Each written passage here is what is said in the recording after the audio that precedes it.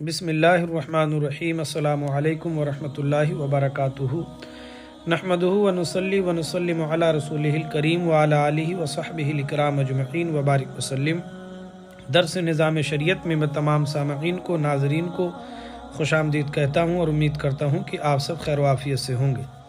ناظرین محترم، آج کے درس نظام شریعت کا جو ہمارا عنوان ہے اور جو درس کا موضوع ہے وہ ہے وضو کے متفرق مسائل اور غسل کا بیان۔ پچھلے درس میں آپ نے جو ہے وضو کے فرائض اور مسواک کے شرعی اور طبی فائدوں کے جو ہے تعلق سے سماعت فرمایا۔ آج ہم وضو کے متفرق کچھ چند مسائل بیان کریں گے اور غسل کا بیان کریں گے۔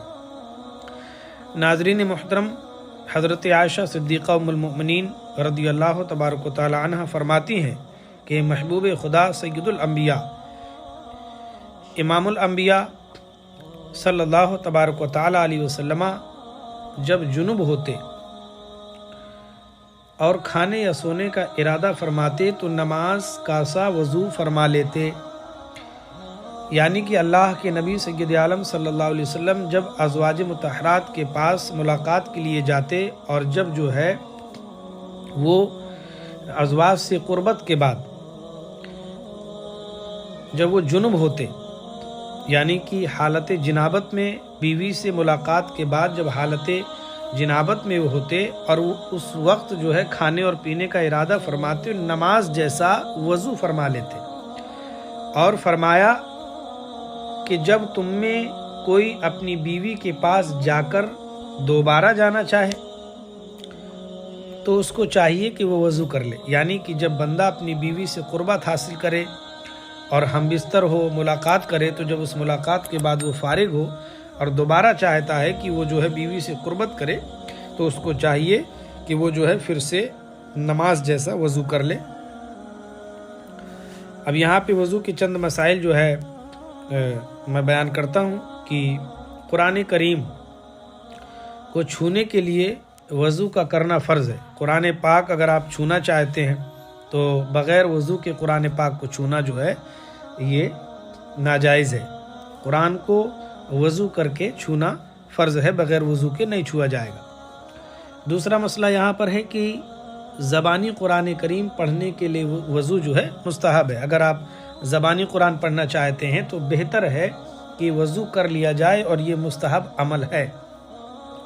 تیسرا مسئلہ یہ ہے کہ جھوٹ بولنے، گالی دینے، کافر سے بدن چھونے، قہقہا لگا کر ٹھہاکے لگانے یعنی کہ ہنسنے کے بعد جو ہے وضو کر لینا مستحب ہے۔ اگر آپ باوضو حالت میں ہیں اور کسی نے جھوٹ بولا اور وہ جو ہے گالی دے دیا، کافر سے جو ہے اس کا بدن چھو گیا، وہ وضو کی حالت میں تھا اور قہقہا لگا کر اس نے ہنسا، تو اگر یہ عمل اس سے صادر ہو جائے تو وضو کا کر لینا جو ہے یہ مستحب عمل ہے، بہتر ہے، کر لینا چاہیے۔ اب چلتے ہیں ہم غسل کی جانب۔ اس کی فرضیت مکہ میں نازل ہوئی، غسل کی جو ہے فرضیت یہ مکہ میں نازل ہوئی، غسل مکہ شریف میں فرض ہوا۔ اس میں 3 فرض ہیں، غسل میں 3 فرض ہیں۔ ایک سب سے پہلا فرض ہے کلی کرنا، کہ منہ کے ہر پرزے، گوشے، ہونٹ سے حلق کی جڑ تک ہر جگہ پانی بہہ جائے۔ اکثر لوگ یہ جانتے ہیں کہ تھوڑا سا پانی منہ میں ڈال کر اور اگل دینے کو کلی کہتے ہیں، اگرچہ زبان کی جڑ اور حلق کے کنارے تک نہ پہنچے یوں غسل نہیں ہوتا۔ غسل کے لیے اچھے طریقے سے غرارہ کرنا اور منہ کے ہر حصے میں جو ہے پانی کا پہنچا لینا، تو یہ جو ہے غسل میں فرض ہے۔ صرف جو ہے کلی کر لینا، تھوڑا سا پانی لے کے پچک دینا، تو اس سے جو ہے غسل نہیں ہوتا۔ نہ اس طرح نہانے کے بعد نماز جائز ہے۔ اگر اس طریقے پر نہایا کہ غسل میں فرائض کی ادائیگی نہیں ہوئی تو پھر جو ہے بندے کی نماز بھی نہیں ہوگی، اور اس حالت میں نماز بھی جائز نہیں جب غسل مکمل کمپلیٹ نہ ہو۔ بلکہ فرض ہے کہ داڑھوں کے پیچھے، گالوں کی تہ میں، دانتوں کی جڑ اور کھڑکیوں میں، زبان کی ہر کروٹ میں، حلق کے کنارے تک پانی بہے۔ یہ جو ہے غسل میں کلی کرنے کا طریقہ ہے۔ دوسرا فرض یہ ہے کہ ناک میں پانی ڈالنا، یعنی دونوں نتنوں کا دھلنا، जहाँ तक नरम जगह है पानी को सूंघ कर ऊपर चढ़ाए, बाल बराबर जगह भी धुलने से न रहे वरना गुस्ल न होगा। दूसरा फ़र्ज़ ये है कि नाक में पानी चढ़ाना है, नाक की नरम हड्डी तक। हल्की सांस लेंगे तो नरम हड्डी तक पानी पहुंच जाएगा, और अच्छे से जो है उसका धोना ज़रूरी है कि मुकम्मल तौर पे नथने धुल जाएं। अगर सिर्फ जो है पानी छुला लिया नाक में और वो नरम हड्डी तक न पहुंचा, अच्छे से सफाई नहीं हुई, तो फिर उस हालत में वो फ़र्ज़ अदा नहीं होगा। फ़र्ज़ अदा नहीं होगा तो गुस्ल भी नहीं होगा। नाक के अंदर रीठ सूख गई हो, नाक के अंदर जो रेमट होता है अगर वो सूख गई हो तो उसका झड़ाना फ़र्ज़ है, उसका निकालना ज़रूरी है। नीज़ और जो है नाक के बालों का धुलना फ़र्ज़ है, नाक के बालों का भी धुलना फ़र्ज़ है, उसमें भी अच्छी सफाई की जाए। और जो बिलाक का सुराख अगर बंद ना हो, अगर जो है सुराख अगर बंद ना हो तो उसमें पानी पहुंचाना ज़रूरी है, और अगर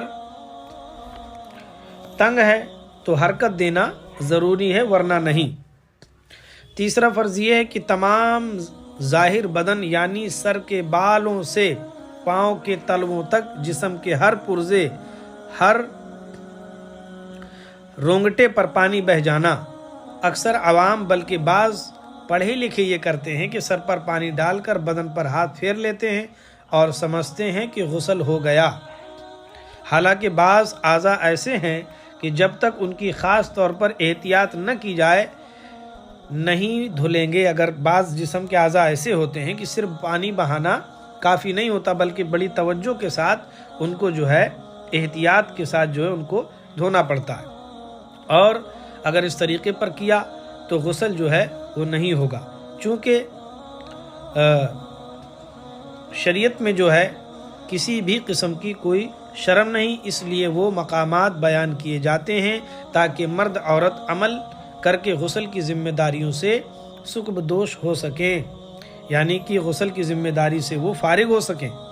शरीयत में किसी भी चीज़ का कोई जो है पर्दा नहीं, बल्कि साफ लफ्ज़ों में चीज़ को बताया गया है, और जो है और इस उम्मत मुहम्मदिया और जो है मुसलमानों के इस बात की तलकीन की गई है।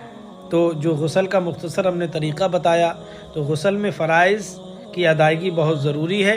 अगर इस तरीक़े पर गुस्ल के फ़र्ज़ अदा होंगे जो बताया गया तो गुस्ल कंप्लीट है, वरना अगर बंदा समंदर में डुबकी लगा ले या कई बाल्टियाँ नहा ले पानी तो भी उसका गुस्ल जो है ना होगा, अगर वो फ़राइज़ को सही ढंग से अंजाम नहीं देगा। अल्लाह तबारक व तआला हमको जो है अच्छे से पाकी तहारत हासिल करने की तौफ़ीक़ अता फ़रमाए और नमाज पंजगाना की तौफ़ीक़ बख्शे। अल्लाह हम सबको इल्म नाफ़े खैर कसीर अता फ़रमाए। अस्सलामु अलैकुम व रहमतुल्लाहि व बरकातुहू।